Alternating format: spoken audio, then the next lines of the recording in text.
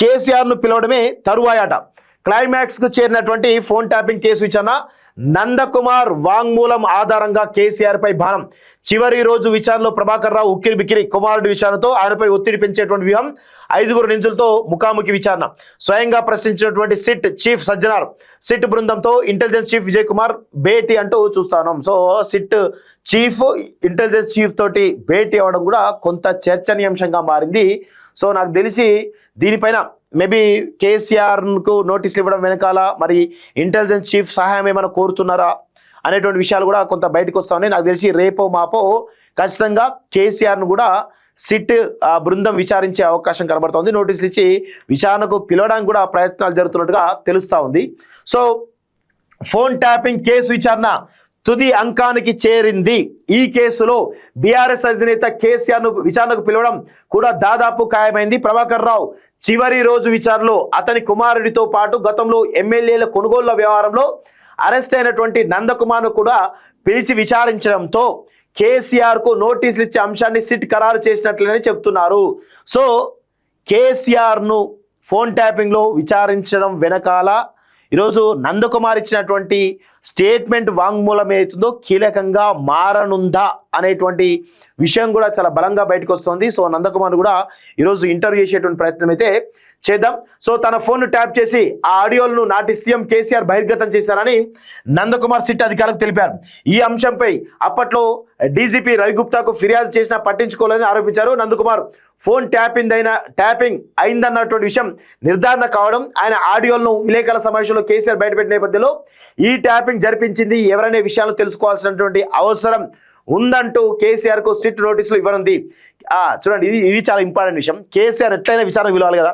ఒక అవకాశం ఏంటంటే ఆనాడు కేసీఆర్ సీఎంగా ఉన్నప్పుడు మోయినాబాద్ ఫామ్ హౌస్ సంబంధించినటువంటి కేసు ఏతుందో దానిలో ఆడియోలన్నింటినీ కూడా కేసీఆర్ బయట పెట్టడం జరిగింది. మరి ఆ ఆడియోలు ఎక్కడి నుంచి రావడం జరిగింది అని కేసీఆర్ చెప్పాలి కదా. ఇప్పుడు సిట్కి వస్తే కేసీఆర్ ఆ యొక్క స్టేట్మెంట్ మొత్తం కూడా రికార్డ్ చేసే అవకాశాలని మరి ఎవరిచ్చిర్రు ఏంటి అనే ఒక పాయింట్ను లాగేటువంటి ప్రయత్నిస్తున్నారు. అందుకే నందకుమార్ను రంగంలోకి దించిర్రు. ఇది చాలా స్పష్టంగా అర్థమవుతుంది. సో నందకుమార్ తోటి ఈరోజు ఖచ్చితంగా ఆయనతోటి మనం మాట్లాడేటువంటి ప్రయత్నం అయితే చేద్దాం. సో ఆయన ఆడియోను విలేకరుల సమావేశంలో కేసీఆర్ బయటపెట్టిన నేపథ్యంలో ఈ ట్యాపింగ్ జరిపించింది ఎవరనే విషయాలు తెలుసుకోవాల్సిన అవసరం ఉందంటూ కేసీఆర్ కు సిట్ నోటీసులు ఇవ్వనుంది. సో నందకుమార్ వాంగ్మూలం ఈ కేసులో కీలకంగా మారుతుందని సిట్ అధికారులు భావిస్తున్నారు. బీఆర్ఎస్ పాలనలో దాదాపు 6,000 ఫోన్ నెంబర్లు ట్యాప్ చేశారనే ఆరోపణలు ఉన్నాయి. ఎస్ఐబి కార్యాలయాన్ని ట్యాపింగ్ అడ్డాగా మార్చారనే ఆరోపణలపై సిట్ అధికారులు కీలక ఆధారాలు సేకరించారు. ఎస్ఐబి మాజీ చీఫ్ ప్రభాకర్ రావు 14 రోజుల పోలీస్ కస్టడీకి గురువారమే చివరి రోజు కావడంతో సిట్ అధికారులు ఆయనను అన్ని కోణాల్లో విచారించారని సమాచారం. ఈ విచారణలో సిట్ అధిపతి సజ్జనార్తో పాటు ఇతర ఐపీఎస్ అధికారులు స్వయంగా పాల్గొన్నారు. ఈ కేసులో అరెస్ట్ అయిన ఇతర నిందితులు భుజంగరావు, తిరుపతన్న, రాధాకిషన్ రావుతో పాటు మీడియా ఛానల్ అధిపతి శ్రవణ్ రావుతో కలిపి ప్రభాకర్ రావును ప్రశ్నించినట్టు తెలిసింది. గతంలో వారు ఇచ్చిన వాంగ్మూలాలు కట్టుబడి ఉన్నారా లేదా అనే విషయాలపై దర్యాప్తు అధికారులు స్పష్టత తీసుకున్నారని సమాచారం. మరోవైపు ప్రభాకర్ రావు కుమారుడు నిశాంత్ రావును కూడా ఈరోజు నిశాంత్ రావును కూడా ఇందులో విచారిస్తున్నారు. ప్రభాకర్ రావును ఉక్కిరి బిక్కిరి చేశారు. ఒక రకంగా ఆయన మానసిక స్థైర్యాన్ని దెబ్బతీయడానికి వ్యూహాత్మకంగా సిట్ అధికారులు ప్రయత్నించారంటూ చూస్తా ఉన్నాం. రాధాకిషన్ రావు వాంగ్మూలంలో నాటి సీఎంఓ మాజీ మంత్రుల పేర్లు వచ్చిన నేపథ్యంలో ఇందులోని అంశాలపై ప్రభాకర్ రావును సూటిగా నిలదీస్తున్నట్లు తెలిసింది. భుజంగరావు, తిరుపతన్ల వాంగ్మూలాల్లో ప్రభాకర్ రావు పేరు పలుమార్లు వచ్చిన సంగతి తెలిసిందే. శ్రవణ్ రావు తన వాంగ్మూలానికి గతంలో కట్టుబడకుండా కోర్టులో సవాల్ చేసిన నేపథ్యంలో ఆయన ఆదాయం, ఫోన్ కాల్ వివరాలు సహా నిందితులతో సెల్ ఫోన్ టవర్లోకి లొకేషన్ల మ్యాచింగ్ ఆధారాలు చూపించి ప్రభాకర్ రావుతో కలిపి ఇద్దరిని ప్రశ్నించడం సమాచారం. ఈ కేసులో కీలకమైన రాజకీయ కోణాన్ని నిర్ధారించేందుకు నందకుమార్ వాంగ్మూలాన్ని నమోదు చేశారంటూ చూస్తా ఉన్నాం. సో శ్రవణ్ రావు పాత్ర కూడా కీలకమైన. సో ఎవరైతే ఐన్యూస్ ఎండి ఎవరైతే ఉన్నారో ఆయన పాత్ర కూడా కీలకమే. శ్రవణ్ రావు నాటి బీఆర్ఎస్ ప్రముఖుడి ద్వారా సిట్ లోకి ఎంటర్ అయ్యారని, నాటి మంత్రి హరీష్ రావుకు మావోయిస్టుల నుంచి ముప్పు ఉందన్న కోణంలో ప్రైవేట్ గా కొన్ని ఫోన్ నెంబర్లపై నిఘా పెట్టారని సిట్ అధికారులు గుర్తించినట్టు తెలుస్తుంది. శ్రవణ్ రావు హ్యాండిల్ చేసిన పోలీస్ అధికారులు ఇచ్చిన కీలక సమాచారాన్ని ఆయన వినియోగించుకొని ప్రతిపక్ష నేతలపై నిఘా పెట్టినట్టు గుర్తించారు. సో అందరూ దొంగలే. హరీష్ రావు, కేసీఆర్, కేటీఆర్, సంతోష్ రావు, శ్రవణ్ రావు వీళ్ళందరూ కూడా కలిసి ఆడినటువంటి నాటకం. వాళ్ళతో పాటు ప్రభాకర్ రావు, భుజంగరావు, ప్రణీత్ రావు, గోనె సందీప్ రావు వీళ్ళందరూ కూడా కలిసి డిపార్ట్మెంట్లో కొంతమంది, ఇటు రాజకీయ నాయకులు కొంతమంది, వ్యాపారవేత్త వీళ్ళందరూ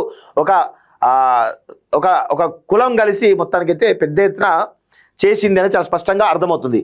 సో ఆయనను ఈ కేసులో ఎగ్జిక్యూటివ్గా పేర్కొన్నారు. టెక్నికల్ ఆపరేషన్ల పర్యవేక్షణమే కాకుండా వచ్చిన సమాచారాన్ని అవసరమైన మేరకు ఎడిట్ చేసి కొంతమందికి పంపించి శ్రవణ్ రావు లబ్ధి పొందారన్న విషయంపై ప్రభాకర్ రావును పలుమార్లు ప్రశ్నించినట్టు తెలుస్తుంది. అమెరికాలో గతంలో ఉద్యోగం చేసిన ప్రభాకర్ రావు కుమారుడు నిశాంత్ రావు కొన్నేళ్లుగా హైదరాబాద్లో రియల్ ఎస్టేట్ ఇతర వ్యాపారాలు చేస్తున్నారు. ఈ వ్యాపారాలకు వచ్చిన పెట్టుబడులు నిశాంత్ రావు ఆర్థిక స్థితి కన్నా ఎక్కువగా ఉండడంతో తండ్రి ద్వారా వచ్చిన డబ్బును ఇక్కడికి మళ్లించి ఉండవచ్చని సిట్ అధికారులు అనుమానించి అతని వాంగ్మూలాన్ని రికార్డ్ చేశారని తెలుస్తుంది. మరోవైపు ప్రభాకర్ రావు పారిపోయిన తర్వాత నిశాంత్ రావు తన తండ్రికి సంబంధించిన సాక్షిదారులను నాశనం చేశారన్న కోణంలోనూ ప్రశ్నించినట్లు సమాచారం అంటూ చూస్తాను.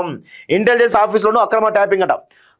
ప్రభాకర్ రావు ఎస్ఐబి చీఫ్ గా 2020లో జూన్లో రిటైర్ అయ్యారు. ఆ వెంటనే ఆయన చీఫ్ ఆఫ్ ఆపరేషన్స్ ఓఎస్డీగా ప్రభుత్వం నియమించింది. అంతేకాకుండా కీలకమైన ఇంటెలిజెన్స్ ఐజీగా అదనపు బాధ్యతలు అప్పగించింది. పదవి విరమణ పొందిన అధికారిని ఇంటెలిజెన్స్ బాస్ గా కూర్చోబెట్టడంతో ఇంటెలిజెన్స్ ప్రధాన కార్యాలయంలో 2వ అంతస్తులో ఉన్నటువంటి కీలకమైన ట్యాపింగ్ విభాగానికి ఆయన నేరుగా యాక్సెస్ లభించినట్లయిందని దర్యాప్తు అధికారులు గుర్తించారు.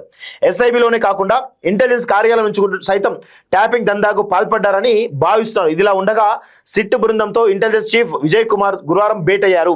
సిట్ చీఫ్ సజ్జనాతో పాటు ఆ సిట్ సభ్యులతో ఆయన మాట్లాడి పురోగతిని తెలుసుకున్నారు. నాటి ప్రభుత్వ పెద్దలకు నోటీస్ ఇచ్చేందుకు రంగం సిద్ధమవుతున్నటువంటి క్రమంలో ఈ భేటీ ప్రాధాన్యత సంతరించుకుంది. ప్రభాకర్ రావు విచారణ నివేదికను సుప్రీంకోర్టుకు పంపించాల్సి ఉన్నందున అధికారులు నివేదికను సిద్ధం చేస్తున్నారంటూ చూస్తా ఉన్నాం. సో మొత్తానికైతే నందకుమార్ను దించి కేసీఆర్ను విచారించే దిశగా మరి సిట్ నోటీసులు త్వరలో ఇవ్వడానికి సిద్ధమైనట్టుగా చాలా స్పష్టంగా తెలుస్తూ ఉంది.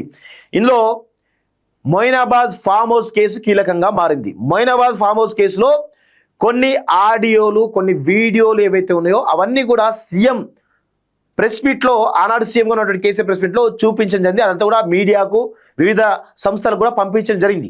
అసలు ఆ ఆడియోలు, వీడియోలు ఎక్కడి నుంచి రావడం జరిగింది అని ఆ కోణంలో కేసీఆర్ను విచారించేటువంటి అవకాశం ఉన్నది.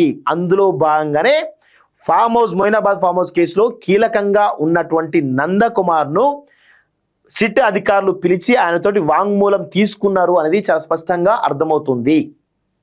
సో కేసీఆర్ ఎట్లయినా సరే ఫోన్ ట్యాపింగ్లో ఇన్వాల్వ్ చేయాలి అని అనుకున్నారు కదా. ప్రభాకర్ రావు చెప్పకున్నా కానీ ఈరోజు కేసీఆర్ నెట్లో ఏదో విధంగా తీసుకురావాలని చెప్పేసి మొత్తం అయితే ఆయనను లాగేటువంటి ప్రయత్నం అయితే చాలా బలంగా జరుగుతున్నట్టు అర్థమవుతోంది.